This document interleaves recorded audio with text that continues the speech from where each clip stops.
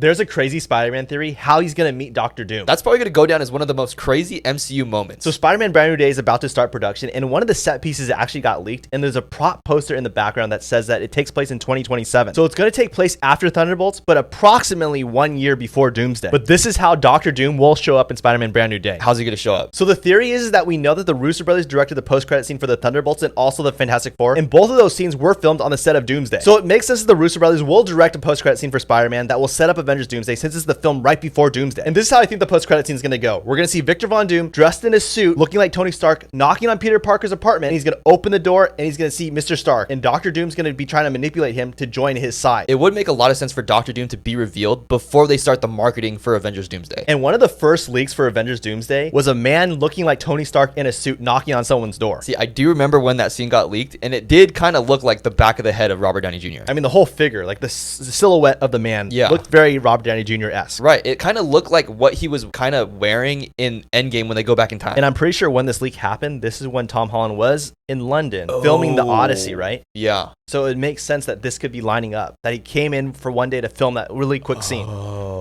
And they just got the post-credit scene done a while ago, and they already knew they were going to implement that. The scheduling conflicts, they're like, oh, we need to get this done way before, and then we're just going to put it in later. Another thing that like really stood out to me too about that is there's a couple people I feel like it could be, right? Yeah. So I think it could either be Robert Downey Jr. I think it could be Hugh Jackman. Oh. Or it looks like Tom Hiddleston. Okay. But we know Tom Hiddleston's currently holding the multiverse together right now. And there's a big theory about Tom Hiddleston's Loki involvement in this. Okay, so we talked about this a while ago, but there's a theory that Loki is actually going to be playing a really big role in Avengers Doomsday, and that it's kind of just been swept under the rug right now. So there's a comic called Avengers Forever. Now, in this comic, Loki is bad, but he also then turns good. And then he starts to realize like he could travel the multiverse, see all these Avengers, but then he sees Doom Supreme. Now, Supreme Doom is trying to kill all the Avengers across the multiverse in this story. So Loki decides to go across the multiverse and gather all the strongest Avengers to make the multiversal Avengers to fight Doom. Does that not sound like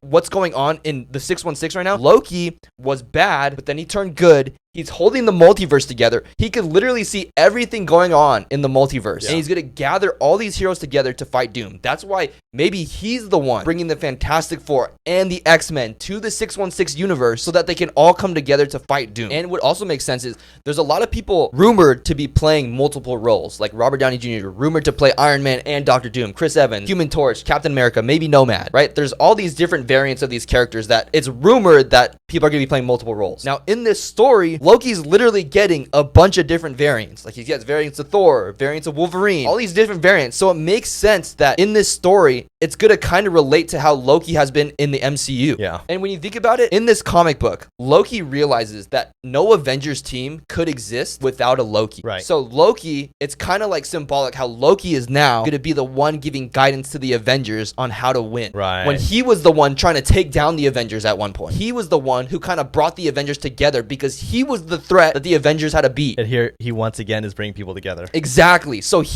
Loki's always the one to bring the Avengers together. Wow.